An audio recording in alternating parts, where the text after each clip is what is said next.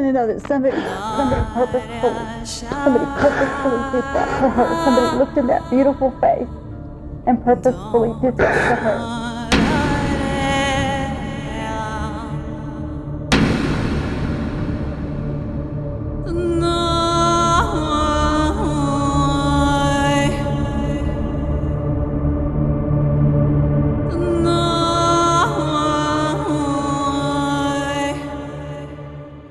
No ano de 2003, Kate Ceppes tinha apenas 22 anos quando decidiu se mudar para a pequena cidade de Las Cruces, no estado do Novo México, para começar o seu mestrado em gestão de negócios, na universidade local que se chama Universidade Estadual do Novo México. Depois de uma noite de comemoração, ao lado de sua melhor amiga e seu namorado, Kate acabou desaparecendo, dando início a mais uma vez um caso muito trágico, mas que graças ao amor eterno de mãe, acabou mudando a lei em vários estados norte-americanos. Eu sou Rafael, este é o canal Conspirando os Fatos e hoje trago para você este caso que, apesar de ter um desfecho muito triste, acabou trazendo uma importante mudança nos procedimentos de investigações por crimes violentos nos Estados Unidos. Antes do vídeo começar, já vou, como sempre, te pedir que, se você estiver gostando do conteúdo do canal e quiser ajudar, basta deixar o seu like e um comentário, que assim o YouTube entende que vale a pena recomendar o vídeo na plataforma, mesmo para as pessoas que ainda não conhecem. Muito obrigado, conto com vocês e vamos ao vídeo.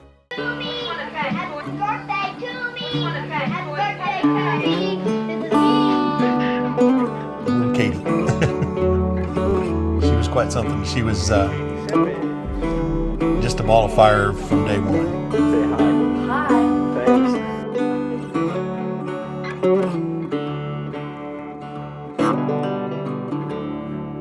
I've heard a story, I've heard it said, I've come to believe that love is a bet.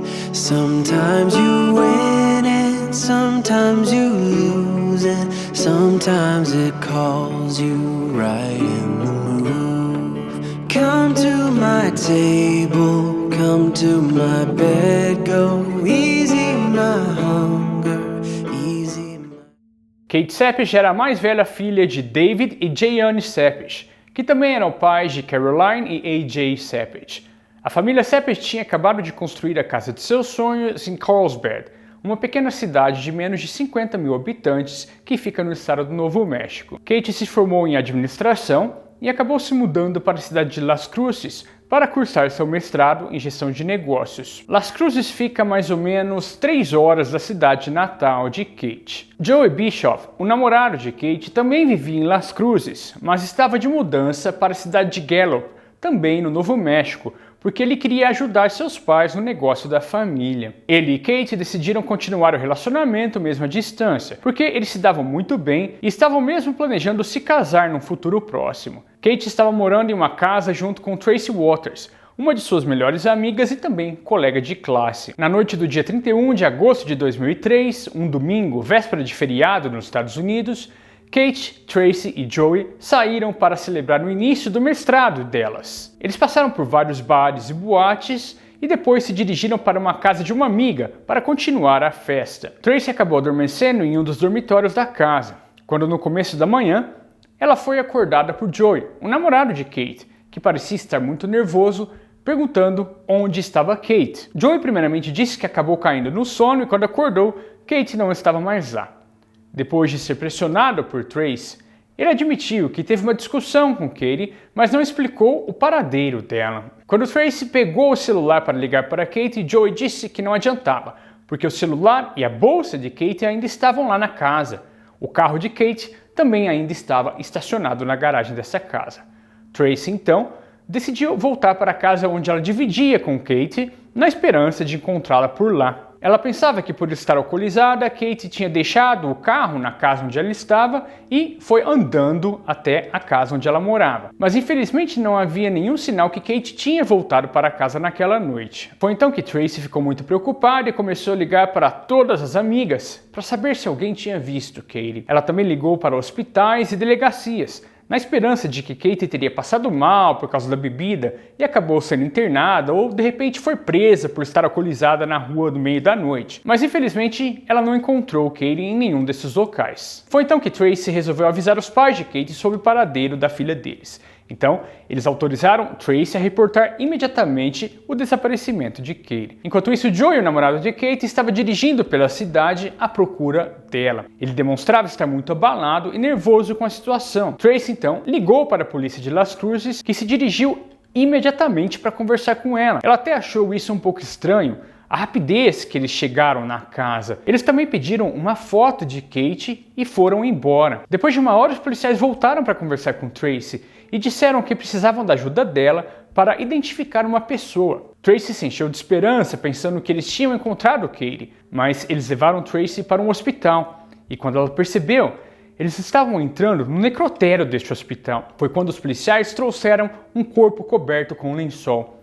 E assim que descobriram um corpo, expuseram o corpo sem vida de Katie Seppich. Ela tinha sido encontrada sem vida mais ou menos 4 horas antes da ligação de Tracy por um casal que estava praticando tiro esportivo no deserto. Ela estava seminua e de bruços e aparentava ter sido abusada. O corpo dela estava encharcado por um material inflamável e estava com indícios de queimadura. Provavelmente, o criminoso tentou incendiá-la para eliminar qualquer evidência, mas não funcionou, porque o corpo estava praticamente intacto. Katie apresentava ferimento de defesa pessoal e debaixo de suas unhas foram encontrados pedaços de pele. DNA masculino foram encontrados por todo o corpo de Katie e todo o material foi levado para análise. Este DNA foi inserido no banco de dados da polícia, mas não batia com nenhum DNA antes registrado. A família de Katie notou que o relógio e os anéis que ela estava usando no dia não estavam no corpo, indicando que o criminoso poderia ter guardado isso como souvenir ou pode ter tentado vender para alguém. Marcas de pneu, que seriam recentes, também foram identificadas pela polícia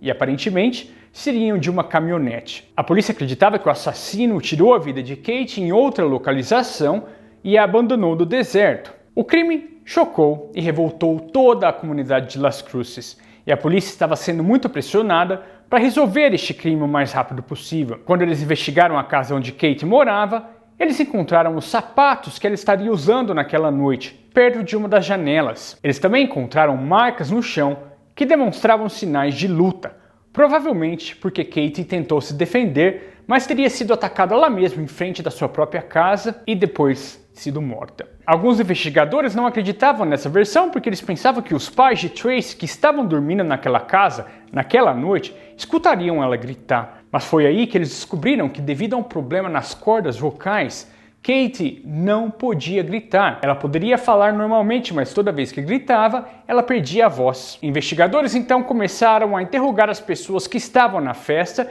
e outros amigos de Katie. E como de se esperar, Joey, o namorado dela, estava no radar das investigações e foi interrogado várias vezes. Ele admitiu ter discutido com Katie na noite que ela desapareceu, mas alegava que não sabia onde ela tinha ido quando saiu da festa. Ele também admitiu que na noite da festa ele tinha beijado outra garota e Katie tinha visto. E esse teria sido o motivo que ela teria brigado com ele e ter voltado para casa andando sozinha. Ele alegou ter bebido demais e não teria pensado nas consequências. Depois que Katie foi embora, ele pegou o carro dela e, acompanhado de um amigo dele, saiu dirigindo para procurá-la. Ele chegou a parar o carro na frente da casa dela, mas não desceu do carro, porque ele disse que viu as luzes todas apagadas e pensou que Katie já estaria dormindo e não queria perturbar. You know you're here. Yeah. You know it's not good. Okay? Yes, sir. Girlfriend Katie is passed away. Okay? Get married. I was hoping you could tell me a little bit more about what happened. Just last night, she got mad at me. She got mad at me because I was kind of pulling her off, my roommate's sister. She walked in and then she left, and that's the last, that's the last time I saw her. I drove by her house. Her light wasn't on, so I didn't stop. I was really drunk. I really didn't care. I'm kind of like that when I drink. I don't care about a relationship very much. A polícia achou a versão dele muito estranha e eles tinham quase certeza que ele tinha tirado a vida de Katie. Eles então pediram para coletar o DNA de Joe, mas ele recusou de fornecer material. Outro fato muito estranho, porque todas as pessoas que estavam presentes naquela festa concordaram sem nenhum problema fornecer DNA para análise. O problema para a polícia é que eles não tinham nenhuma evidência física contra Joe e eles não podiam obrigar a fornecer DNA sem encontrar o que eles chamavam de uma causa provável. Eles tentaram de tudo e começaram a vigiá-lo 24 horas por dia, mas não conseguiram absolutamente nada para incriminá-lo. Eles até colocaram uma câmera escondida no túmulo de Kate, com a esperança que Joey fosse até lá e talvez em um ato de arrependimento e desespero confessasse o crime, mas ele não apareceu. Isso deixou a polícia de mãos atadas enquanto não encontrasse uma evidência física contra ele. Uma recompensa de $52 mil foi oferecida para quem pudesse trazer alguma informação que levasse até o criminoso. Um dos investigadores teve uma ideia para tentar coletar o DNA de Joe. No seu depoimento, Joe disse que teve relações sexuais na cama de Kate na noite anterior do crime. Então eles fizeram uma varredura nessa cama para poder encontrar algum DNA.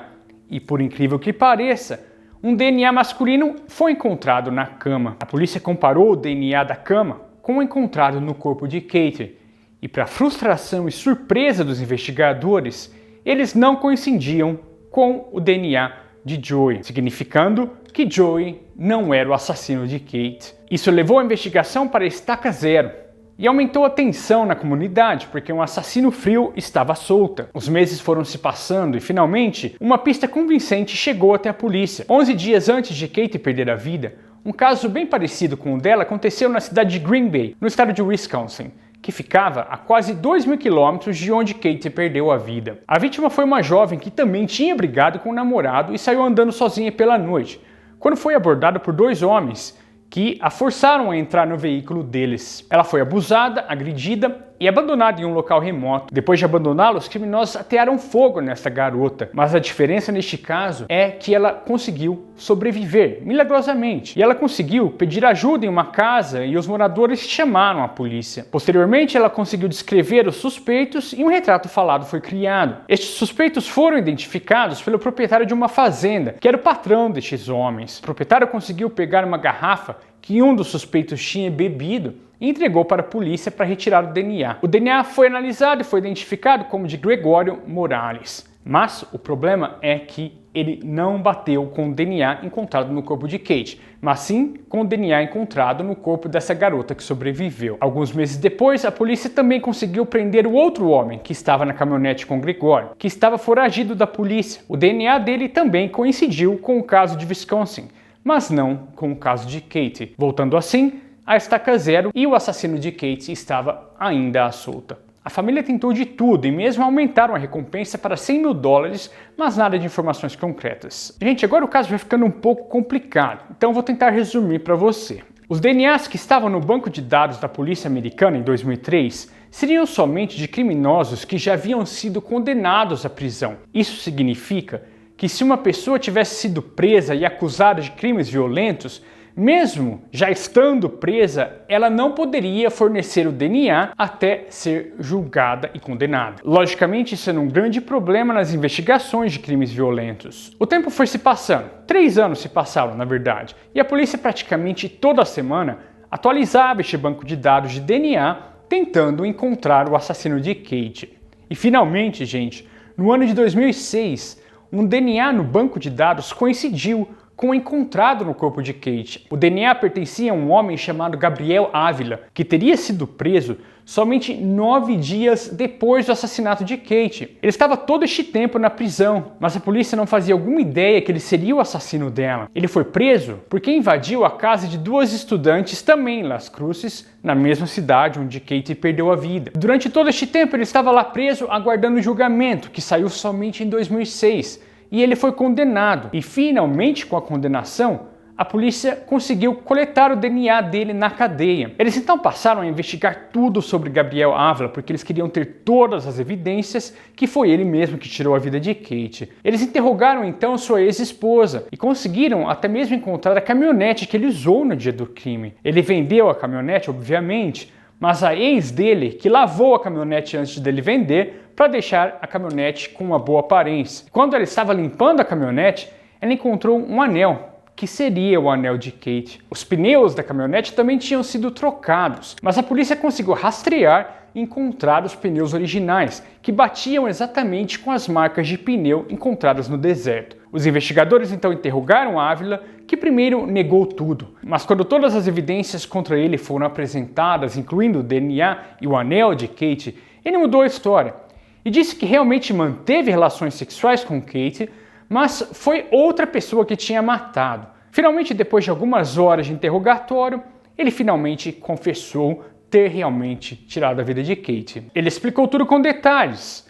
Ele disse que estava dirigindo na vizinhança em busca de drogas, quando ele viu Kate andando no meio da rua aparentemente embriagada. Ele parou a caminhonete e perguntou se ela precisava de ajuda, mas ela disse que não, porque a casa dela já estava próxima. Ele então disse que continuou dirigindo e quando virou para outro quarteirão encontrou Kate novamente, mas dessa vez ela já estava na frente da casa dela, tentando abrir a janela. Ele perguntou novamente se ela precisava de ajuda, mas neste momento ela disse que sim, que precisava de ajuda para abrir a janela porque ela tinha esquecido a chave de casa. Foi neste momento que ele desceu da caminhonete e atacou Kate. Ela se defendeu, tentou o arranhar, fez até um arranhão no braço dele. Ele disse que os dois caíram no chão. Foi neste momento que ele conseguiu a imobilizar e a violou.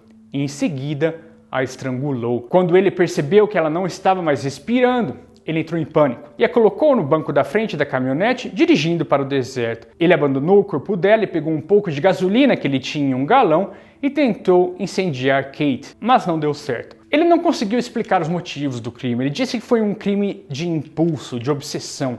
Ele disse que não conhecia Kate, que não teria saído de casa para machucar ninguém, mas quando a viu, aproveitou a oportunidade e tentou a violar e a matou. Infelizmente, o destino colocou Kate de cara com este monstro nojento. Gabriel foi julgado e condenado à prisão perpétua sem direito à liberdade condicional. Felizmente, mais um lixo fora da sociedade. Mesmo assim, comendo e bebendo às custas do pagador de imposto. Mas enfim, vai morrer na cadeia. There was no way I could lose the trial.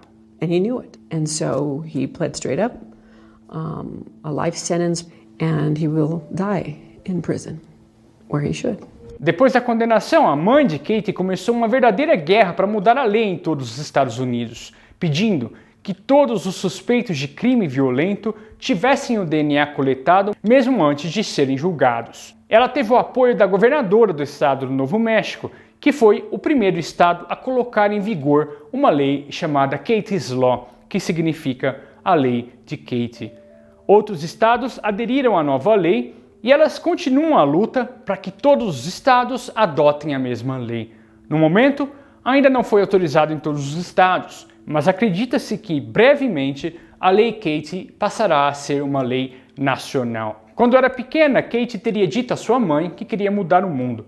Infelizmente, ela não teve essa chance enquanto estava viva, mas seu caso, com certeza, vai ajudar a colocar muitos criminosos na cadeia. Bom, gente, eu vou ficando por aqui. Muito obrigado por ter ficado até o fim. Um forte abraço a todos e te vejo nos próximos vídeos.